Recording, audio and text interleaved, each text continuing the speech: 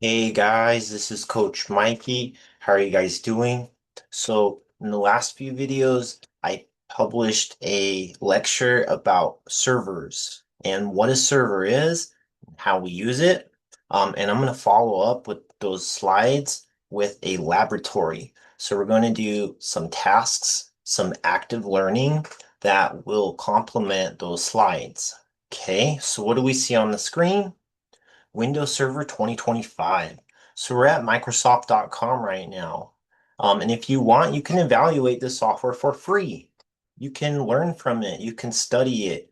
You can use it possibly for, work purposes as long as you evaluate it and purchase it in a timely manner. Okay, so you can see if you scroll down a bit here, there's a few different ways we can install it. You can try it cloud in Azure. You can download the ISO, or you can download the virtual hard disk. Well, you'll need to sign in and create an account. And once you do that, you'll be in this download page and you can download the product you want. For today's video, I'm going to use virtual hard disk. So I'm going to click download here. Okay, so that's done. Now that's downloading. We're going to go and look at the search bar on the bottom of the screen. So we'll turn on Windows features. We'll turn on or off. We're going to make sure Hyper-V is installed. This video is designed for Windows environment and Windows users. You can easily do this in a Mac environment with Parallels, VMware, VirtualBox, etc., etc. Um, and that's fine if you know how to do that. That's great. This video might be geared towards people who've never set up a VM, or maybe they want to do it all in a Windows environment for free to test it. So this video is for you if that's the case. So just explaining that.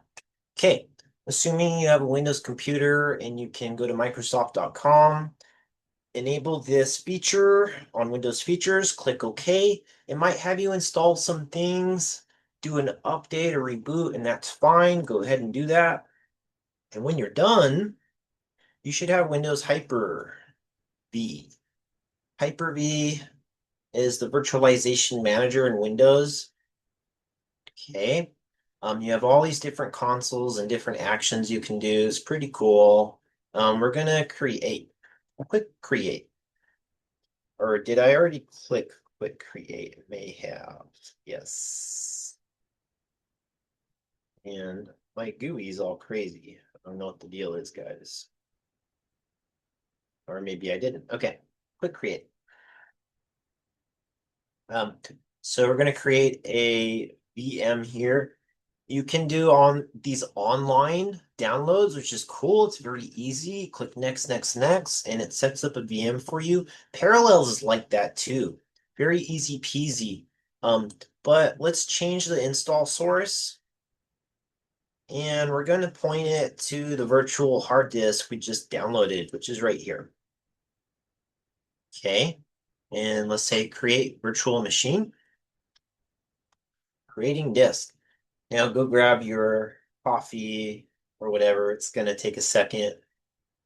Um, but yep, it's creating the VM. It's going to create some sort of virtual file based off this. You can have your own unique virtual machine. Okay. Edit settings. So let's see what kind of settings we have. On the Server Plus, you might have a performance-based question asking you to set up a virtual machine. You might have to click on things that look like this. Might not be exactly the same, but it could be. You'll have to know how much memory to configure. What kind of processors? Are we going to use SCSI configurators or not? What kind of hard drive do you need? Etc., etc., etc. I do want to play with the networking on this to see if I can get it on my laptop's network. But we'll do that at the end of the video. For now, I'm just going to do a very basic setup. Okay, so let's hit connect. And as you see here, the virtual machine, really.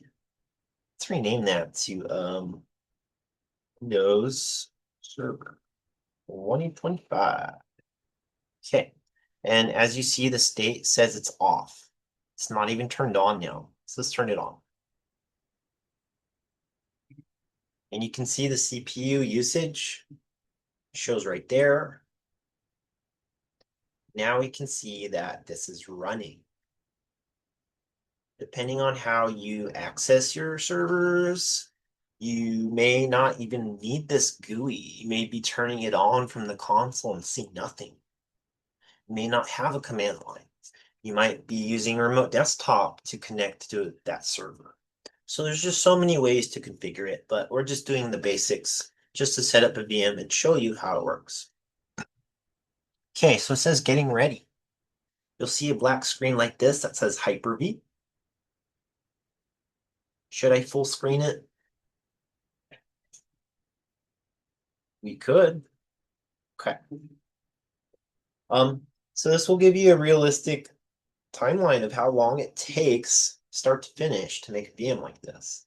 4 gigs of RAM is not much. It's very rare that you'd make a VM like that nowadays, but that took it as a default setting. Interesting. I mean, Windows 11 is going to need probably at least 12 to 16 gigs of RAM to really operate normally nowadays. So kind of shocked by that, but that's interesting. Okay. So when it first boots up, it'll have to ask you a few questions. You'll have to configure keyboard, your region, pretty normal stuff. If you're used to installing Windows on desktops or laptops, you're probably already used to seeing things like that. Okay, you have to configure the administrator password. So that is requirement. No such things of administrator accounts without passwords nowadays. Oh, and my password was too easy. Cool. So you can't use things like password 123 or anything like that. Okay, and now we are at a login screen. So how do we send the Control Alt Delete? Sometimes, okay, fix my resolution. Good. Um, let's type password in. So logging into the server for the first time. Pretty cool stuff. Exciting, I guess, if that's exciting for you. But yeah, fresh servers, brand new things. You get a new chance to do it right, basically. And I've seen so many servers, so many Active Directories, just messy, not really following conventions and being organized and crazy stuff. Anywho, okay, so this is what you'll see when you first boot up your server. It's going to want you to configure it. So this is called the server manager, and this is what the dashboard looks like. Pretty sure you're going to have a question on the server plus about this. This is pretty normal things that server admins would need to know. Okay, so we're going to configure this local server. And oh, I want to do roles. Sorry. I'm going to add the roles. Can I do it this way? There, that's what I wanted. Okay.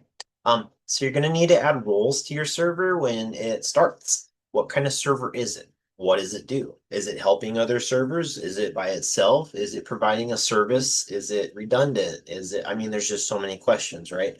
But this video is about the basics. So I'm going to show you what's important to know if you need to have basic server knowledge. Okay, so the first question 2025 is going to ask you about roles is this a role or feature-based install, or is this going to be for remote desktop? So it's basically asking you, hey, is this remote desktop or not? So there's all kinds of RDS, remote desktop services, and things that you can configure, but we're not doing that. We're going to just be doing some basic server that's going to be doing like Active Directory, maybe DNS, maybe DHCP. Those three things are such the core of any network, any company. So let's do that. Um, yeah, you can see the pool of your servers here. I don't know, I didn't name it anything in particular. We could. Um, Yeah, we could. Why not? Why not teach my students how to do these basic important things? So many ways to do it. But this is how I do it. System.cpl. That's gonna give you the name of your computer. You can give the description here, or you could just name it. Well, what's the server do? Let's call it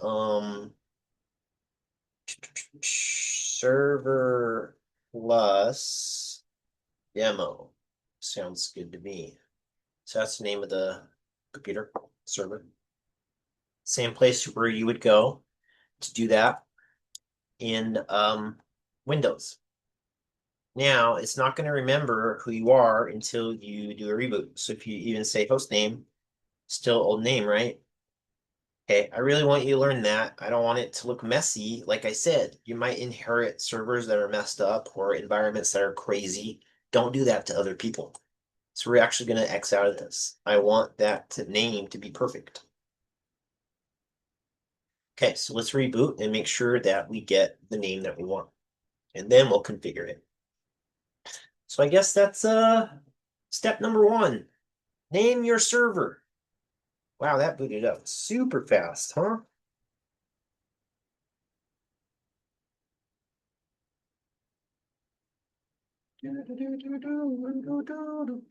Okay. I love that wallpaper. I might steal that theme pack. And I don't know, like there's no edges to things. I kind of like this interface more. Pretty cool. Okay, boys and girls. Did we name our server? What is it? Is it the server plus demo? Server plus demo, yay! Okay.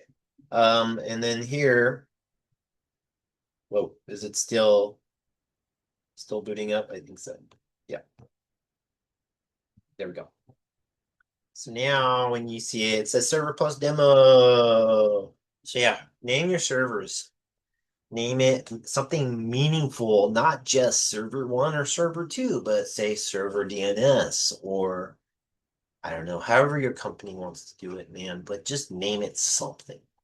Something that's meaningful. Okay, so that's meaningful because this is a demo for the Server Plus. Next, what kind of roles are important for your virtual server? We are going to test this in a home environment, probably. I'm going to show you how to get it on your network with your laptop or desktop, and we can play around. Um, so that's required, okay. So we want to use Active Directory, but which one is it? There's so many. Certificates, domains, federation, lightweight, rights management. Well, we want a domain, right? Yes, we want an Active Directory domain environment. So we're going to select the domain services. Okay, what else? Heck, you can Hyper-V your Hyper-V. How crazy is that? Well, actually, you can't virtualize inside a virtualization environment. I know better. But that's cool that you see it there. So if you're on a physical server, you can turn that on and then make like 3 or 4 more servers that do other things. So that's what this video is about. Yeah, you can start doing those things. Pretty cool. But like I said, basic video, we're going to be doing really basic services. Like I said, Active Directory, DNS, DHCP, the core functions that a network needs, that a server must have to provide its users. Other things you can do like printing is pretty good. Web servers, blah blah blah. Even yeah, Windows Update servers are nice to have if patching's a big deal and you don't have a good patch solution. Okay.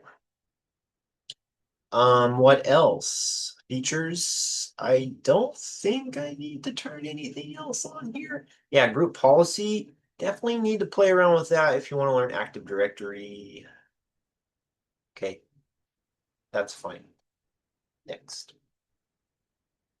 Okay, install. So it's just going to show you how to do these roles, what to pick. I'm also going to show you how to network the server. And then I think if more people want these videos, then I'll show you how to set up Active Directory. I'll show you how to set up DHCP. I'll show you how to set up DNS or whatever you guys want. Um, but for now, we've got those roles enabled, servers online, and didn't have to reboot everything. Okay. Usually you do.